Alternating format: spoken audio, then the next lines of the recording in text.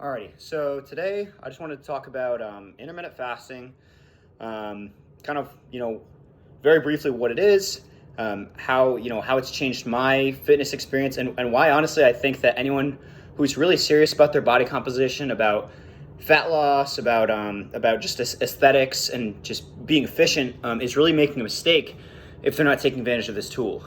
So intermittent fasting, it's gained a lot of popularity in the last few years. Basically it is the practice of pushing off your first meal of the day, generally skipping breakfast. So you're allowing for generally at least a 16-hour fast, and then an 8-hour eating window. And that comes with, a whole range of biological benefits, as well as some psychological ones. But there's one really big sort of aspect of it that I think really is kind of one of the most powerful parts of it. And that is, so once you get to that 16-hour mark, and your body's in that fasted state, your body starts to elevate the levels of human growth hormone present in your body.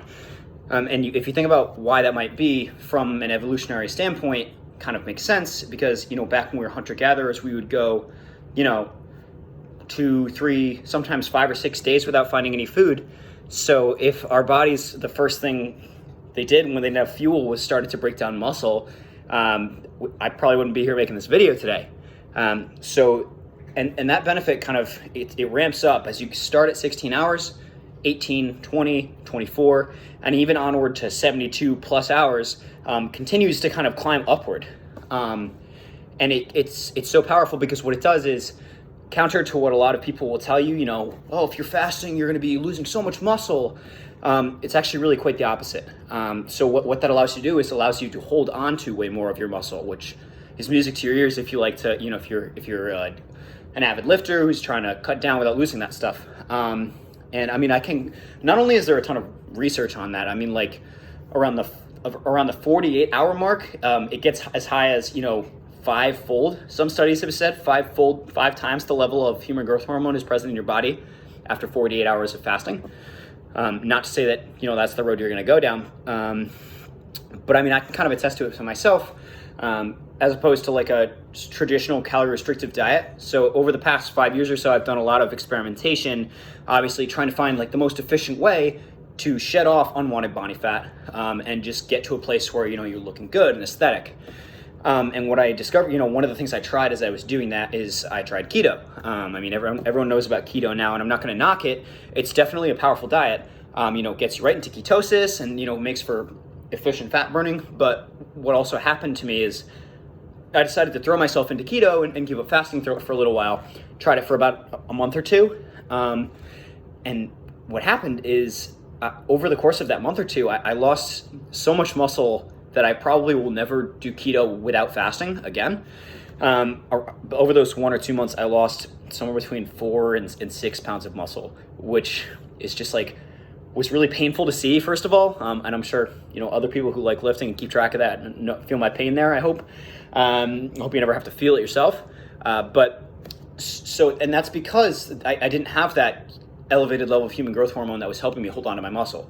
So that's why I think this is so much more powerful. And if you think about it, the practice of fasting, if a traditional calorie restrictive diet, you're breaking down, let's just use arbitrary numbers. So for every 2 pounds of fat you lose, you're also breaking down 2 pounds of muscle, versus the guy who's fasting, holding on to 3.75 pounds or cutting off 3.75 pounds of fat and losing a quarter pound of muscle. Well, at the end of like a 2-month cut, the guy who was fasting is going to look a lot better because not only did he keep a whole bunch of that muscle, but it makes for more efficient body recomposition because your body has to break down something. And if it's breaking down solely fat, and not some fat, some muscle, it's just, you're going to look better faster. You know what I mean? It's going to affect your body fat, body composition and your body fat percentage a lot more efficiently.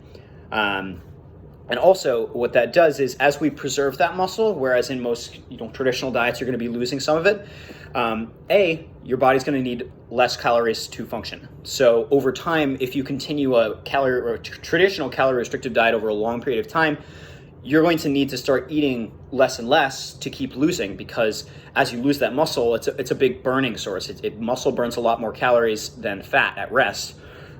So not only are you gonna have to eat less, but also it reduces how fast you can get to a place where you look aesthetic.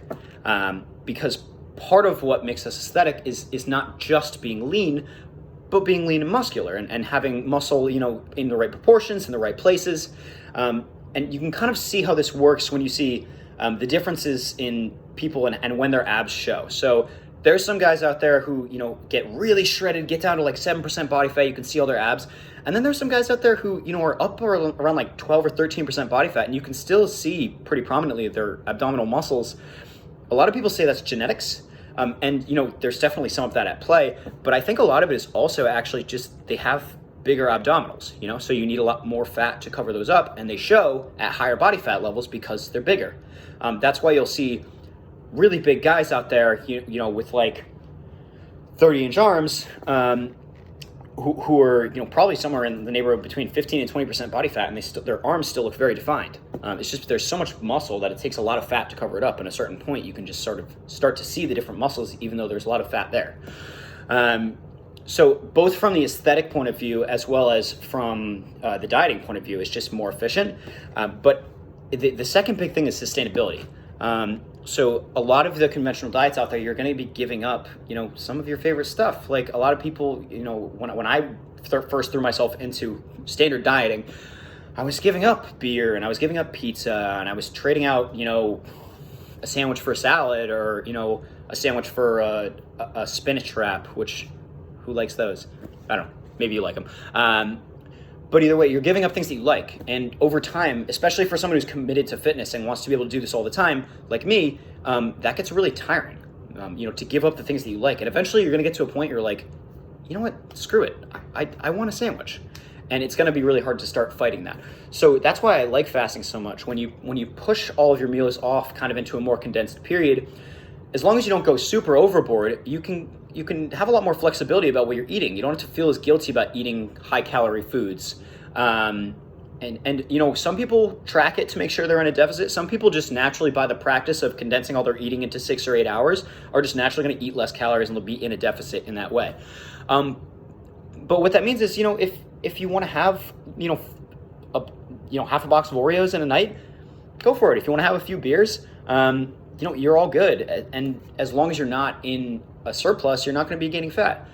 So for example, tonight, I had one of those high calorie, super sugary protein shakes from my gym. I had a whole bunch of soy and wasabi almonds, and I had 2 huge enchiladas, covered in grease and chicken and sauce, just the way I like it. And when my girlfriend gets home, I'm going to have a glass or 2 of wine. And I know that I don't have to feel guilty about that because I'm certainly, and I've tracked my calories today, I'm going to be in a deficit. So I'm not gaining any fat. I'm going to be losing some. But to me, that's huge. So like a few nights a week, if you want to have a couple beers with the guys or you want to, go to the movies, have some popcorn. If you're fasting, you're already more likely to be consuming less calories in the first place. And if you just take the little bit extra time to track it, you're not going to be gaining fat anyway. You're going to be losing fat. And thanks to that elevated growth hormone, you can be sure that you're going to be losing almost exclusively fat and none of your, hard-earned muscle, which is cool. And that brings me to point number 3. And it really is all about that human growth hormone.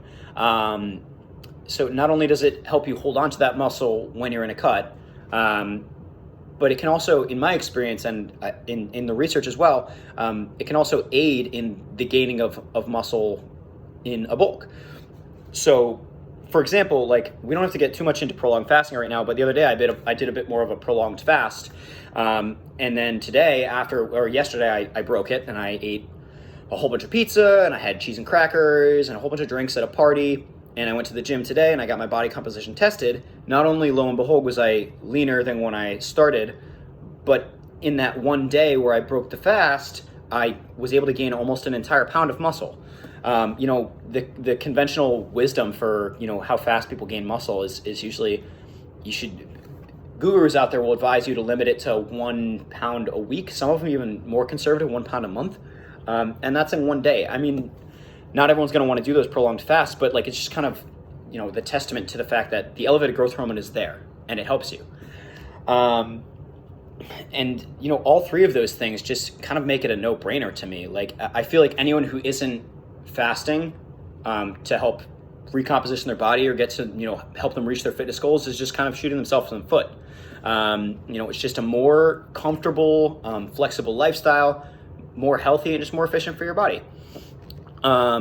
So, I mean, I hope you guys found that informative. I'm going to be making, you know, more videos on this topic. So please, by all means, you know, like, comment, and subscribe. I'm going to have a lot more coming your way. Feel free to ask any questions, you know, suggest what you might want to hear about. But I hope you enjoyed, and I'll talk to you guys soon.